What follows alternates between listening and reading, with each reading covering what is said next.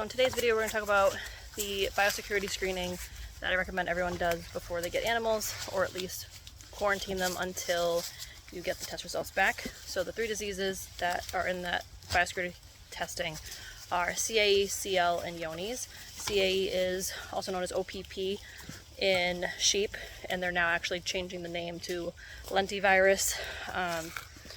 Something along the lines of lentivirus. That's kind of the overarching term of what virus that causes. So stands for camperine arthritis and encephalitis. CL stands for caseous lymphadenitis, and then Johne's is Johne's. So CAE is a disease that will cause arthritis as animals start to age, which can be a chronic problem if you're expecting them to be able to move around, ambulate, all those fun things. Encephalitis is an inflammation of the brain, essentially, which can happen in younger animals and as well as older. So that can, we don't want to find those things out. It is passed from mom to babies mostly. There are other ways that it can get passed, but that's kind of the main one. And we'll go into more detail on all the diseases separately in a separate video. CL is bacteria that causes abscesses that can form inside the body as well as outside the body. And the contagious part of that is the fluid from an abscess.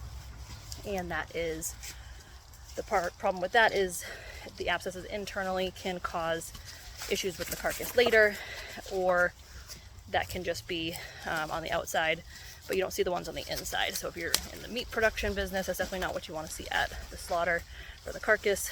And then also when they get older, they're kind of just sickly. You don't know why. You can't really treat them. You can't throw antibiotics at it because it won't penetrate into the abscess. You don't want that. And then Johne's disease, it's kind of a chronic wasting disease, more easy to diagnose in your cattle because they're kind of diarrhea, great appetite, but they're losing a ton of weight. It's more kind of a chronic wasting issue. And the big issue with the Johne's disease is that they tend to shed that in their feces, and that can live in the environment for, some studies show, up to 8 years. They're not quite exactly sure the exact amount of time, but some studies show 8 years, which is crazy in terms of the length of time for it to kind of get away from the pasture. And you don't want to graze them on that pasture if it's been contaminated. So typically the Washington State Veterinary Diagnostic Lab is where you want to send those tests to.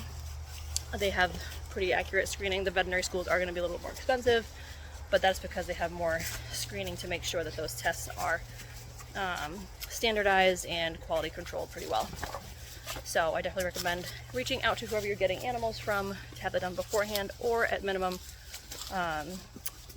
having that done in your quarantine period, which you should be doing for any animal you bring onto your property anyway, for a minimum of 2 weeks, ideally 30 days if you can. So test for that, CAE, CL, Johne's, and try and keep your herd as healthy and happy as long as possible.